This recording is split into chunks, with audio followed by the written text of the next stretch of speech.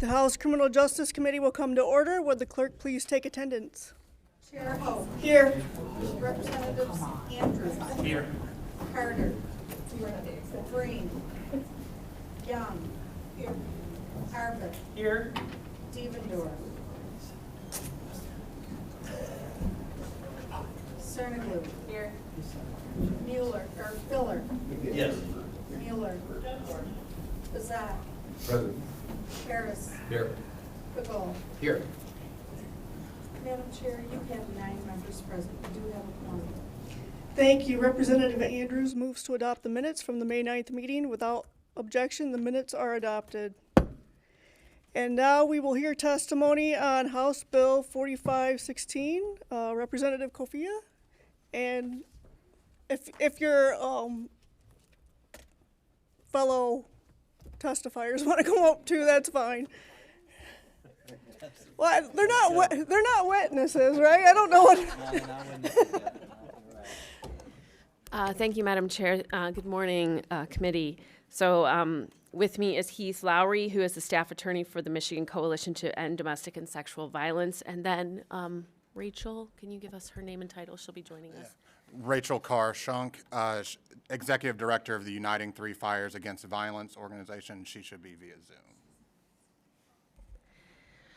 So again, thank you, Madam Chair. I'm grateful for your time in this committee today to look at House Bill 4516.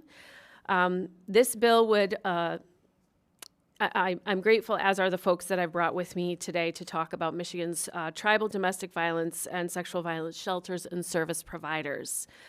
The issue that my bill, House Bill 4516, would address is essentially a lack of clarity in current statute as to whether the Michigan Domestic and Sexual Violence Treatment Board within MDHHS can provide funding to relevant tribal shelters and service providers of Michigan's 12 federally recognized tribes. Unfortunately, historically, the existence of tribal nations, including mine in my district, the Grand Traverse Band of Ottawa and Chippewa Indians, has historically been a bit of an afterthought in the lawmaking process, and we're looking to improve on that. For example, I serve as Majority Vice Chair with Rep. Young here on Families, Children, and Seniors Committee, and we recently heard testimony, bipartisan testimony, on a pair of bills from Senators Irwin and DeMoose that would clarify current statute, recognizing the authority of tribal courts in determining guardianship assistance program eligibility for children to make sure that they and the families who take them in actually qualify for state funding in those guardianship situations. And so just as the Irwin-DeMoose bills amend jurisdictional technicalities and put all foster children first, House Bill 4516 amends a similar technicality in our current statute and puts all survivors of domestic and sexual violence first. This bill essentially would clarify in statute that the Michigan Domestic and Sexual Violence Treatment Board can, in fact, provide funding to tribal shelters and service providers, both to tribal and non-tribal survivors who come to those shelters for help.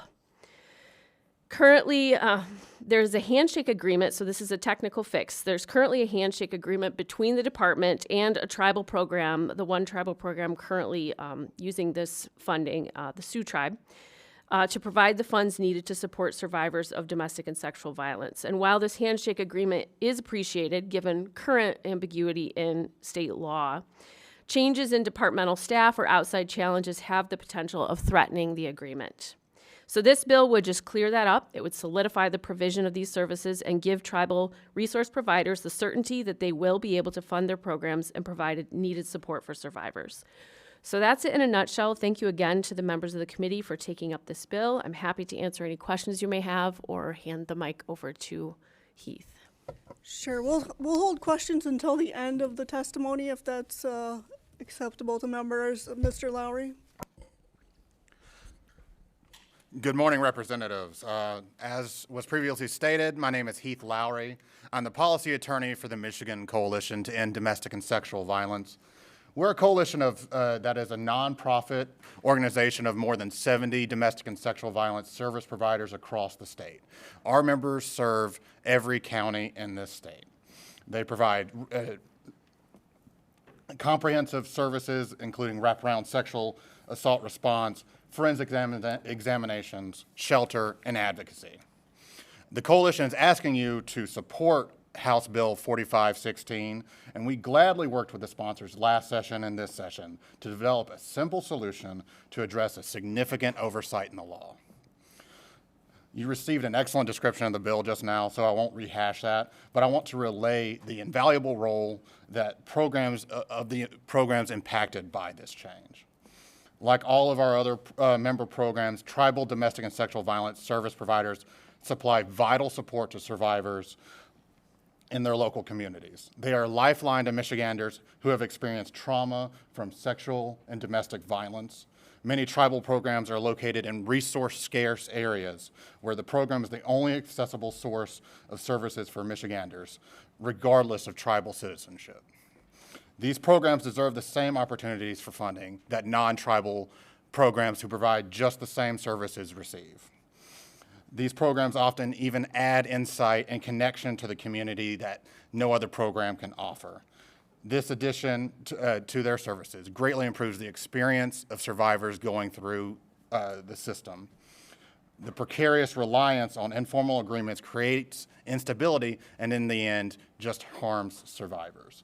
So that we ask you to support this bill, and I would be more than happy to answer any questions after my colleague from Uniting Three Fires has a moment.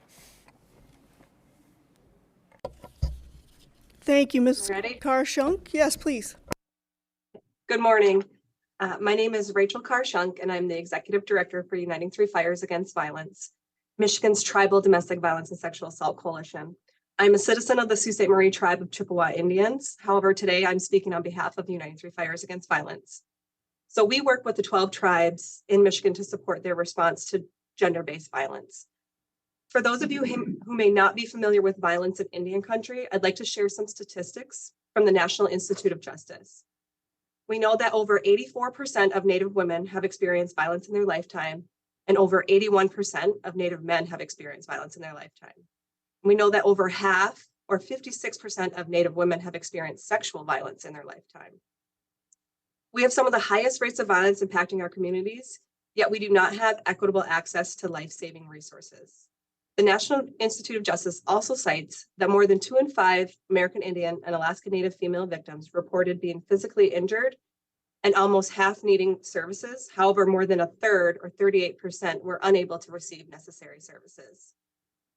In addition to the disproportionate rates of violence impacting tribal survivors and communities, there are unique considerations that may impact a survivor's access to safety, justice, and healing. These considerations include, but are not limited to, the complex jurisdictional scheme that exists across Indian country, historical trauma and its impact on how we access systems and services, as well as cultural abuse that is specific to Native Americans. Tribes and tribal advocates are able to provide culturally honoring services that consider these specific experiences that Native survivors face. While the department has worked to increase access to resources for tribes to provide essential services to Native and non-Native survivors of gender-based violence, we know that this process must be included in statute to ensure that future funding is inclusive of all culturally honoring services for all survivors across Michigan. And I like my colleague from the Michigan Coalition, I'm open to questions, and I appreciate your time and consideration. Miigwech, thank you. Thank you. Are there any questions? I don't see any questions. Thank you for your testimony. We will likely vote on this next week. Thank you. Miigwech.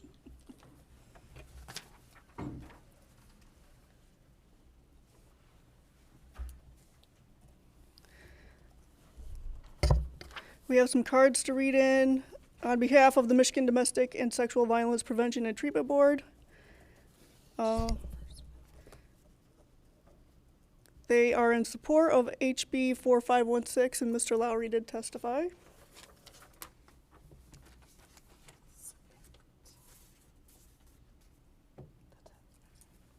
And that looks like it's it. Now we will hear testimony on House Bills 4420, 4421, 4422, and 4423. Representatives, feel free to join us here?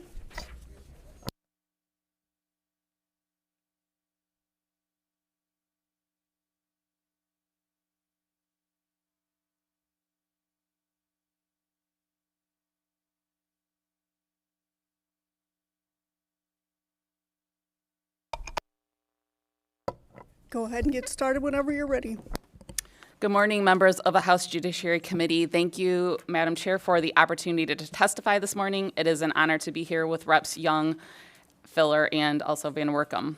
I am proud to be part of this bipartisan package to protect victims' rights. My bill in the package, which is House Bill 4420 and is a reintroduction, clarifies that law enforcement and prosecutors may engage in survivor-centered coordinated outreach by providing a domestic or sexual violence service provider agency with certain information to facilitate contact with a victim for the purpose of offering supportive services. This is a practice that has been proven successful in many Michigan communities across the state. However, the Michigan Coalition to End Domestic and Sexual Violence had brought to our attention that in some circumstances, law enforcement and prosecutors hesitate to provide this sort of outreach because the law does not explicitly state that they can. As such, this bill will help ensure that survivors of domestic or sexual violence are connected with resources while still protecting their privacy in order to help meet their individual and unique needs in these incredibly distressing circumstances. According to the lack of knowledge of our access to safety and support is a major barrier to escaping a violent relationship. Ensuring victims are connected to survivor-centered programs will help victims feel supported as they navigate these tough situations. It's important to note that the provisions established in the bill are subject to the requirements included in the Address Confidentiality Program Act, and if a police officer or prosecuting attorney provides information to a domestic or sexual violence service provider agency, that officer or attorney would have to notify the victim that the information was provided. Finally, it is also important to note that the bill specifies that domestic or sexual violence service provider agency means an agency that receives funding from the Department of Health and Human Services Division of Victim Services or a federal grant through the United States Department of Justice to provide confidential supportive services to victims of domestic or sexual violence, or is associated with an Indian tribe and is providing confidential supportive services to victims of domestic or sexual violence. The programs that receive this funding are held to the highest standards for victim privacy and protection. Representative Van Workum's bill, HB 4423, protects victims from further trauma by permitting them to provide victim impact statements remotely. Under current law, a victim who is physically or emotionally unable to make an oral impact statement may designate an adult to do so on their behalf, but the victim must be physically in the courtroom if they wish to make a personal statement. It can be traumatic and painful for a victim to be in the presence of their abuser, and their voice should not be lost in determining the sentence of the one convicted of harming them. By appearing remotely, a victim of domestic or sexual violence can share their story and give their impact statement from a location in which they feel safe and comfortable away from their abuser and able to share some of the most difficult and painful moments any of us will face. While these bills were up before the House last session, they received overwhelming support.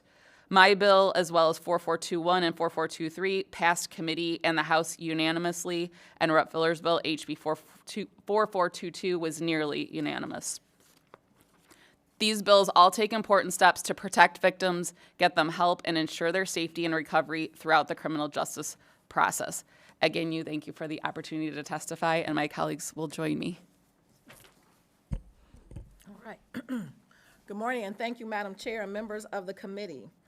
Thank you for allowing me to testify alongside my fellow sponsors this morning on a very important legislative package and on my bill specifically. House Bill 4421 amends the Crime Victims' Right Act to allow photos and videos of crime victims to be blurred if they are publicly viewable. We already block visual material like this from disclosure under the Freedom of Information Act, and of course for good reason. Bad actors could use it and other identifying information to threaten or intimidate a crime victim or even cause them physical harm to punish them for testifying in court. However, there is a loophole to the current law that this doesn't address. Often pictures or courtroom sketches are made available to the public, or video from the courtroom is streamed online. In those cases, someone wishing to do harm to a victim of a crime doesn't need to jump through the hoops of a FOIA request. My bill would specifically allow any visual representation of a victim to be blurred to protect their identity. And we know there's always more that can be done, but this is a starting point. And so this is a critical measure to keep crime victims safe from further mistreatment and abuse. Again, thank you all so much for allowing me to testify, and with that, pass it over to my colleague, Representative Foote. Thank you. And Rep, I further want to share on your bill the importance of it, if it's all right. There is an increase in remote hearings and in streamed hearings, and so why not add some protection where we can for the victims and witnesses, because we know victim and witness intimidation is real, and this is a way of stopping it. So I do support that bill. My bill is House Bill 4422, updates the definition of serious misdemeanors to add a few crimes to the list. These include threatening an MDHHS employee with physical harm, embezzlement from a vulnerable adult, moving violation causing serious injury or impairment, and a moving violation causing death. These crimes were initially written as basic misdemeanors under the law and were flagged for me as more serious, and also included a victim, which is the key here. By reclassifying these crimes as serious misdemeanors, crime victims will have the opportunity to access victim services which are currently unavailable to them. Those services are being notified of plea deals, providing a victim impact statement, being notified of sentencing hearings, being consulted by the prosecutor as the judicial process is ongoing, and basically, having a right to restitution be ordered and enforced. Now, this does not change any penalties or sentences or guidelines. This is entirely focused on getting services for the victims. And so it's a pretty basic bill. It also does not affect the expungement process. So that's my bill, and I ask for your support. Thank you, Chair. Thank you, committee members. We do have a couple more folks who would like to testify before we turn to questions. We have Prosecutor Matt Weiss on Zoom, speaking on behalf of the prosecuting attorneys. Good morning. Good morning. My name is Matt Weezy. I'm the Marquette County Prosecuting Attorney, and I'm the past president of the Prosecuting Attorneys Association of Michigan. I'd first of all like to thank the sponsors for these bills for supporting victims' rights, and I want to thank the committee for the opportunity to offer testimony on the bills. The Prosecuting Attorneys Association of Michigan supports all four of these bills. We believe that overall they're consistent with the Crime Victims' Rights Act and the Michigan Constitution that recognizes victims' rights, and a crime victim's right to be treated with dignity and respect, and to respect their rights to privacy. Specifically with regard to House Bill 4422, the notification to community-based victim advocacy organizations is critical for victims of domestic violence and sexual assault.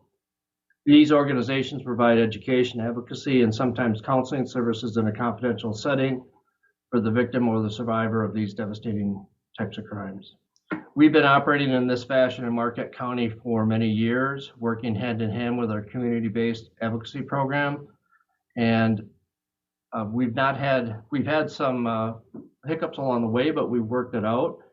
And we think that it's a good partnership with law enforcement, prosecutors, and community-based advocacy programs. And there's really nothing in the law that prohibits providing this information, but sometimes we run into roadblocks, and I think this legislation would help to take down those roadblocks and overall provide better services for victims of sexual assault and domestic violence. With regard to House Bill 4421, we believe that this protects victims' privacy by exempting their private information and by making their personal information exempt from FOIA, and especially when live streamed to be blurred to the public. We don't feel that it violates the confrontation because the defendant's in the courtroom and can see the victim. This would only come into play in circumstances where there's an agreement for remote testimony for trials, or under circumstances for pretrial proceedings, where remote testimony is allowed by a potential future court rule, statute, or case law. With regard to House Bill 4422, we believe this bill doesn't change anything with regard to the recent criminal justice reforms, but rather it clarifies what misdemeanor crimes are recognized for victims' rights. In the past, this was done piecemeal with all the criminal justice reform legislation, and we support this bill because we believe that it codifies what crimes should be included under the Crime Victims' Rights Act. And then finally, with regard to House Bill 4423, the victim impact statement to be allowed to be given remotely, we support this, and we do not believe it creates a confrontation clause issue. It's post-conviction, and especially in cases that involve sexual assault and domestic violence and other crimes of violence, we believe that this is critical for the protection and comfort of crime victims. And I think it's important for us all to remember that the crime victim did not choose to be a part of this process, and that if post-conviction and at the time of sentencing, this is allowed, it would be beneficial to many victims, especially victims of those types of crimes. I want to thank the committee for allowing me to speak today on behalf of prosecutors around the state and on behalf of crime victims and survivors. Thank you. Thank you. Also wishing to speak in support of the bills is Heath Lowry.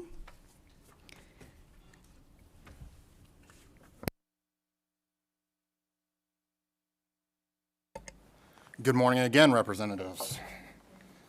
As I stated earlier, I'm Heath Lowry, and I'm here on behalf of the Michigan Coalition to End Domestic and Sexual Violence. Our programs, our member programs, are on the front lines serving survivors and seeing the danger, uncertainty, and harm that survivors face every day. And the coalition is asking you to support this package, House Bills 4420 through House Bill 4423.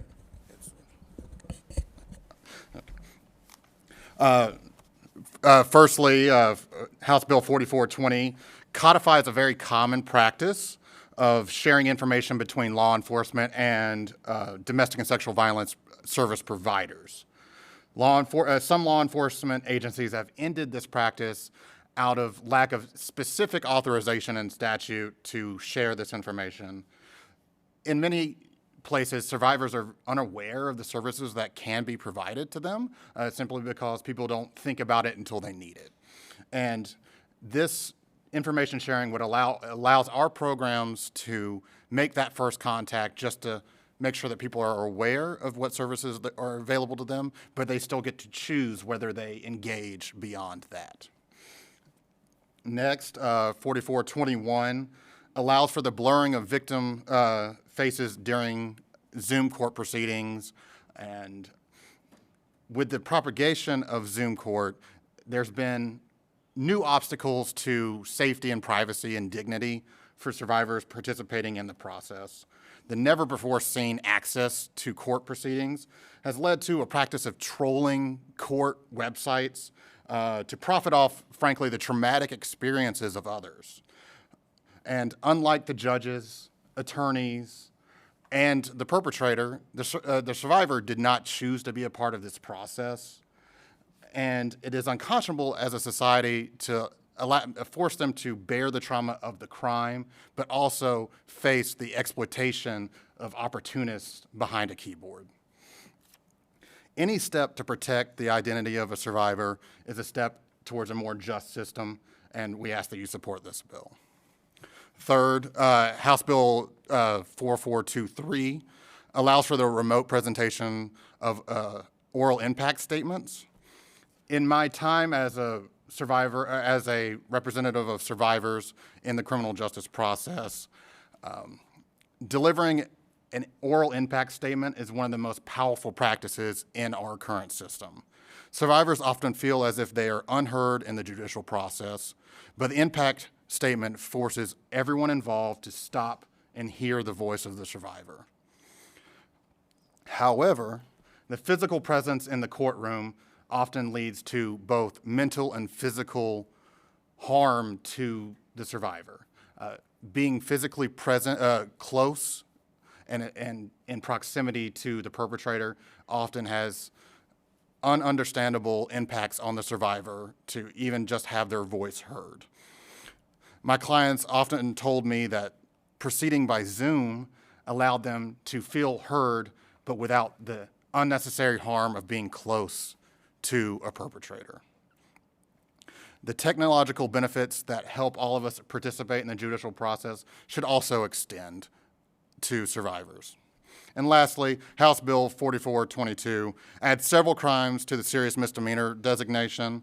This bill does not include crimes associated with intimate partner violence found in previous iterations, and but we believe that the extension of rights to more crime victims is well within the goals of the Van Riggermorter Crime Victim Rights Act. And the coalition is happy to see that policymakers are assessing the need and encourage them to consider the addition of other crimes in the future. Thank you for your time and consideration of these bills. I'd be more than happy to answer any questions you have for me. Thank you. We do have representatives with the questions here. Representative Devendorf.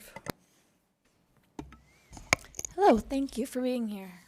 I'm not going to speak too much on this because this is maybe a little too close to my own personal experience, but I do really appreciate much of what is in this, and I'm guessing all of it, but I would love clarification on one particular point. At what point in the process is the information on the resources shared? I of course agree that making sure that resources are connected to the survivors is important and necessary, but I would love to better understand when that information is shared and how it's shared, because it sounds from the description so far like we are being very careful with confidentiality in terms of when services are offered and when those resources are connected in practice with the survivor. But I heard in the testimony that police officers share that the resource agencies have been notified, and then tell the survivor that the resource agencies have been notified.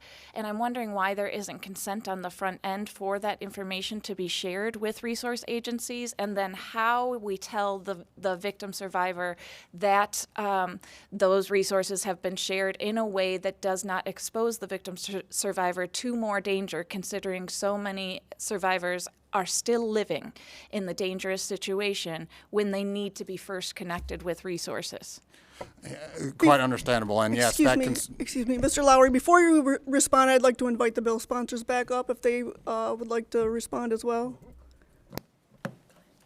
Yeah, thank you for that question. And yes, and considerations of both safety planning for the survivor and their confidentiality is very important. While there is no set standard, I believe there is an understanding of best practices when this goes along. I cannot speak to every county, but in the counties that this does exist, there's been great success with it.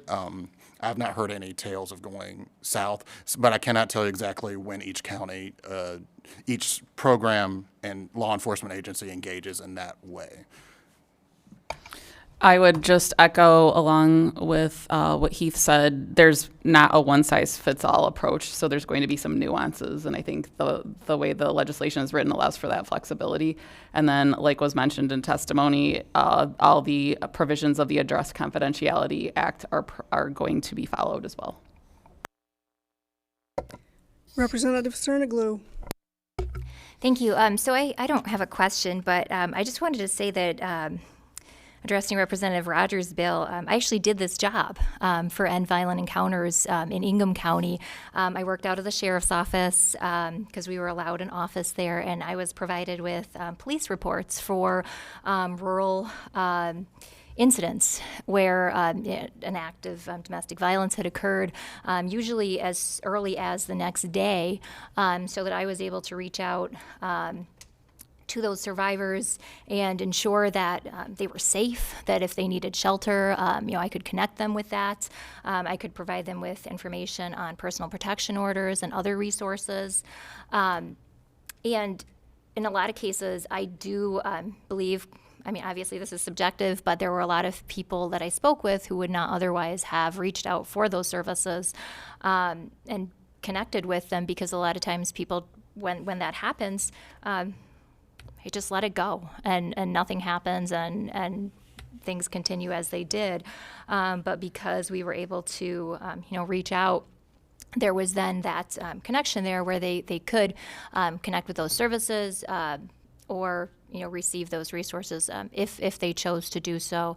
And of course, I was mindful of the fact that they might not be in a safe situation where I was not leaving messages about who I was or what I was calling about, and would just continue to try to get in touch with them and ensure that that they were safe. So this does, that was probably 15 years ago. So this has been occurring.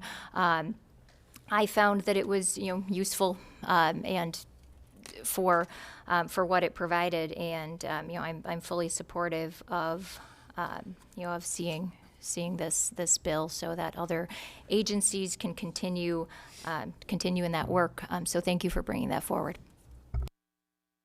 Representative Breen. Thank you, Madam Chair. This is for Mr. Lowry, possibly Rep. Filler. I have no issues with this package. I'm grateful that you brought it forward.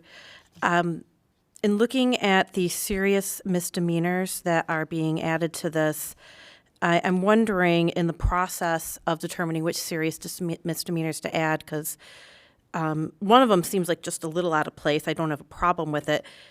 Regarding threatening a Department of Health and Human Services employee with physical harm. Are there any other serious misdemeanors that have been considered to add to this as far as the victim's protection? I will just tell you that there was an extensive list last term, probably of about 20, and there was pushback from representatives and stakeholders saying it will have an impact on expungement going forward. And so we said, okay, I guess that's a different conversation. So I would hate for this bill to pack it so full of crimes, which I do believe, and I do agree with them, that I would like them to be added to protect victims.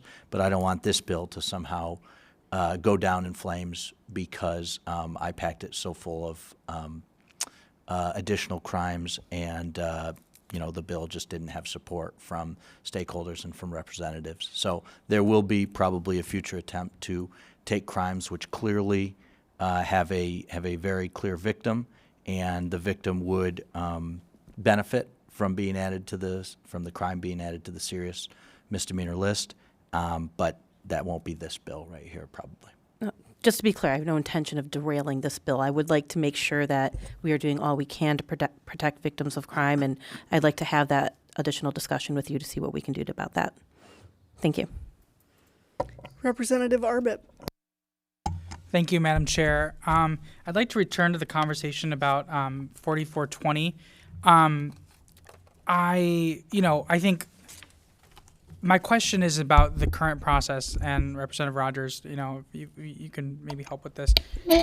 When you make contact with law enforcement because you are the victim of sexual violence or domestic violence, I don't understand what the sort of argument is for circumnavigating consent, right? Because at that point, someone can explain to you, would you be comfortable with us sharing your contact information to an agency or an organization that helps with recovery from these types of situations, whether or not a prosecution is going to be is going to be commenced. I don't understand what the reasoning is behind just doing it and then notifying on the back end that has occurred versus getting that consent on the front end. So oftentimes when there is a situation, the perpetrator is there. So as another representative referenced earlier, sometimes this in that moment is not the time to share. So oftentimes the information and the resource sharing comes later. It could be a day later, it could be 2 days later. Oftentimes victims are not going to reach out. And Mr. Lowry may be able to speak to that piece of it. So it's an effort to connect. And again, it's not forcing any resources on anyone. It's just sharing, here's a number you can call if you're interested. And as I mentioned earlier, best practices, that oftentimes includes prior consent for that. I can't speak with definite saying that it's in practice in every county, but that isn't best practice to engage with consent in every part of the process. That is what we call an empowerment philosophy for survivors, Yep. and in letting them make that choice at every step. Wouldn't this law go directly contravene that by just providing that information without that consent? This is more of a permissive versus mandate sort of thought on this. So Right. it gives authorization, but doesn't necessarily force anyone to do anything in a certain way. I guess my question is there's a notification requirement. I don't have the bill in front of me. I just have the analysis. But my question is why wouldn't we stipulate in the bill language itself that there should be that prior consent? Happy to talk with you further after. Thank you. Any other questions for the bill sponsors before I read in cards? See, yeah, okay. Representative Glidden? Sorry, so I just want to, for clarification for myself, really, because I'm not sure what the current kind of standard or law is on whether that's public information. Is that public information subject to FOIA? Which information? The police report that would have the victim's contact information, or would the contact information be redacted, or what is that currently? There are FOIA protections for police reports of victim information. There is a recent Court of Appeals opinion that limits that redaction when it comes to discovery within a criminal case, but for the general public, it is there. Representative Mueller? Thank you. Just a quick question. I'm just trying to figure out, will you just kind of codify the best practices with this? Because when we were, all four of us were, deputies, and every time we went to a domestic violence call, we would give, well, one was a city cop, sorry, but we'd give a complaint number with, like in Livingston County was La Casa, and Washtenaw County was Safe House, and we gave that information to them already. But is that not practiced in every county? Because I've been doing that since when I was a cop, since 2000. So the need for to your first question, is this codifying best practice? Yes, this is codifying best practice. Not every county is doing as you outlined. And some people have pushed back and said they're hesitant now to do it because the statute is gray, if you will. Okay, I agree with that. I just wondered if it was something that every county wasn't doing and we need to do it. So I agree with what you're trying to do. So I was just wondering because we did a lot of that already. Thank you. We will likely vote next week. We do have a member of the public who would like to address us on House Bill 4421. Mr. Carmack, you have 2 minutes.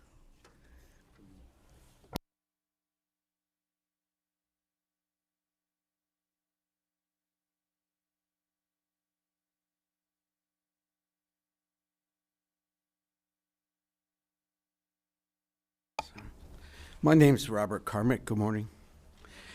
I'm from Detroit, Michigan, and I was in a court case in Detroit. I was charged with false pretenses, utterly, and publishing, which was all false.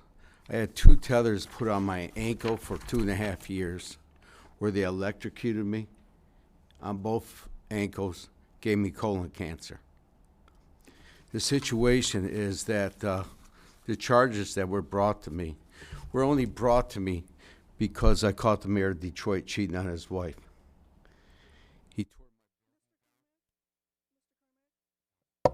We are on House Bill 4421 having to do with crime victims. Is your testimony relevant to that? You know, the video that they have in the courtrooms and so forth, they don't release to the public, or they say they don't, but you could get it on Zoom and so forth. I'd like to know, is that legal to get it and so forth? You know, they don't let anybody know. It says you can't record at the bottom. But the situation is that we all need it. We can't get transcripts, can't get court proceedings. The courts are still closed in Detroit because of COVID. That's insane. All the courts are closed. You got judges working from Florida, getting paid out of Detroit working in Florida. People are being in the system, right? They got backup of 5 years, and the judges are in their courtrooms. The tethers, they listen to your voice, what you're talking, 24/7. It's got video recordings on it. They're talking to you at 2 o'clock in the morning when your battery's dead. This ain't legal. Thank you. Thank you. You have some cards to read in? Oops. On the entire package, Megan Reynolds from the Michigan Poverty Law Program supports the bills, does not wish to speak. On House Bill 4423, Nathan Triplett of the State Bar of Michigan supports the bill, does not wish to speak.